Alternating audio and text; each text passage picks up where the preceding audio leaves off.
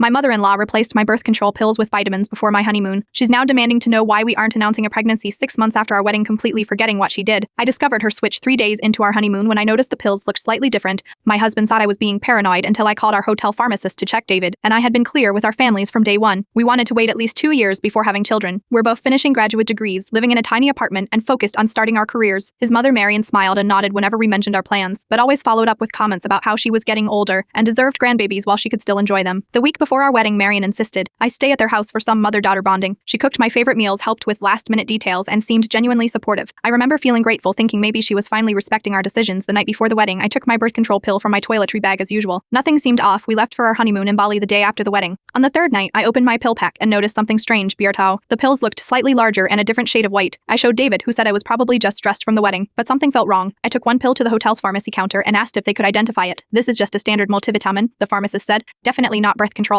My stomach dropped. I called Marion immediately, putting her on speaker so David could hear. Did you replace my birth control pills with vitamins? I asked without preamble. There was a pause, then nervous laughter. Oh honey, I thought you'd be happy. Riggin' a honeymoon baby be magical. David was conceived on our honeymoon. David grabbed the phone. Mom, what the hell? You had no right to do that. Don't use that tone with me, she snapped. I am just trying to help. You two are overthinking everything. Life doesn't wait for perfect timing. We ended up spending $300 on emergency contraception and replacement birth control at the resort pharmacy. The rest of our honeymoon was tense, with David apologizing constantly for his mother's behavior. When we returned, Marion acted like nothing had happened. She sent us home with frozen casseroles and asked when we'd start trying for babies. David confronted her again, and she dismissed it as a little nudge to help us get started on real life. When he demanded she apologize to me, she refused, saying someday I'd thank her. Fast forward 6 months. Chastity. Marion called, demanding to know why we haven't announced a pregnancy yet. Most couples have news by now, she said. Is everything working properly with you two? When I reminded her she had tampered with my medication, she gasped in shock. I would never do such a thing. How could you accuse me of that? David took the phone and told her we were keeping our distance until she could acknowledge what she did and respect our boundaries. She's been calling family members claiming we're keeping her grandchildren from her and that I've poisoned her son against her. This morning I blocked her number after she texted. I only did it because I love you both and want what's best. Reproductive coercion isn't love. It's control disguised as concern.